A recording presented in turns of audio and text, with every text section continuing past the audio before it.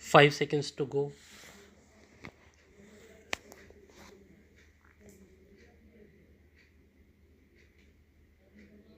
Start.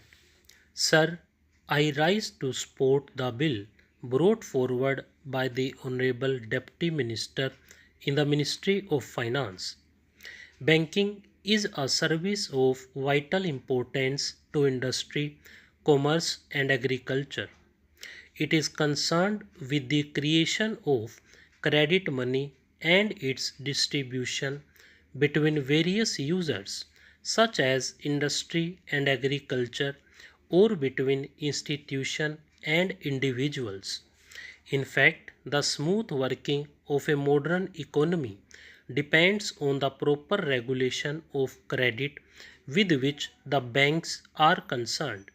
The question, therefore, of recruitment of the personnel of banking institutions assumes great importance.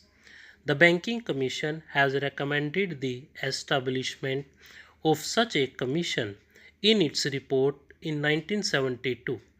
In fact, government have been rather late in bringing forward this very important and necessary piece of legislation.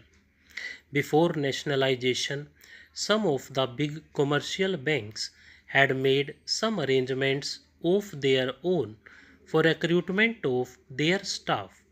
The Institute of Bank Management and the Reserve Bank of India, through the Bankers Training College, run some short-term and long-term courses for recruitment and training of bank staff. But these arrangements are not adequate even to meet the requirements for recruitment of higher cadres. The largest proportion of banks' staff consists of clerks and cashiers. The recruitment policies followed by most of the Indian banks before nationalization were not based on either scientific lines. In several cases, even minimum qualifications were not insisted upon. The Banking Commission has reported that in many cases, people who had not even passed matriculation examination were recruited as clerks. There was no proper evaluation of the aptitude or capacity, and very often caste and relationship determined the choice of candidates. Lack of training facilities, however, aggravated the problems, and banks found themselves with staff which had neither aptitude nor ability to carry out the jobs assigned to them. The bill, therefore, is welcome. It seeks to provide for proper methods of selection for recruitment. It provides for the establishment of a body corporate to be called the Banking Service Commission. It shall be the duty of the Commission to hold competitive examinations to recruit people for clerical and allied cadres, junior officers cadre, and such other officers cadre as the central government may by notification specify. It shall consist of a chairman and 8 persons who, in the view of the government, are men of integrity, ability, and have experience of finance and business administration. The bill rightly attaches great importance to selection of people for the clerical cadre because the clerical staff constitute the largest proportion of the total manpower, and it is they who give the banking service to the people.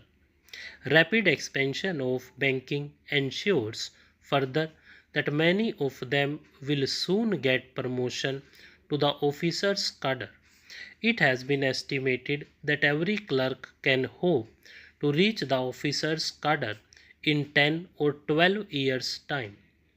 Every clerk is therefore a potential officer, but to be effective, recruitment should attempt to attract appropriate skills and attitude and search for suitable talent should not be restricted to the first point of entry in the bank at the clerical level.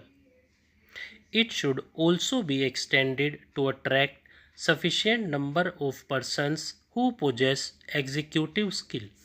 With the functional enlargement of the banks, they require the service of experts such as agricultural scientists and those who are experts in engineering. Recruitment of such personnel should also be considered by the Banking Commission. A provision in the bill enables the government to increase the proportion of such junior staff from 25% to 33%. In my view, it is a welcome provision. There is a provision that a certain percentage shall be reserved for scheduled castes and scheduled tribes. This percentage has to be determined according to the general principles and also the requirements of the banks. One provision says that the Commission will have certain advisory functions. It is an important provision. We know how in government service very difficult problems of promotion and seniority arise. It is better that they are solved by a third body rather than the superior officers who have sometimes prejudices against people working under them. I hope this provision will be used for that purpose. I will not take any more time of the House by dilating on the details of the bill. I hope the honorable members will accept the basic idea behind the bill. The establishment of a commission on the lines envisaged will impart objectivity and impartiality in the recruitment procedures of the banks by prescribing uniform qualifications and eligibility standards applicable in all public sector banks and thereby help to tap the right type of persons for the banking industry. Finally, there is a last clause which says that the government may extend the provisions of this bill to other banks. If the Banking Service Commission could cover the recruitment of other commercial banks also, so much the better. We will have uniform standards for recruitment of personnel in all the banks. With these words, I support the bill. Stop.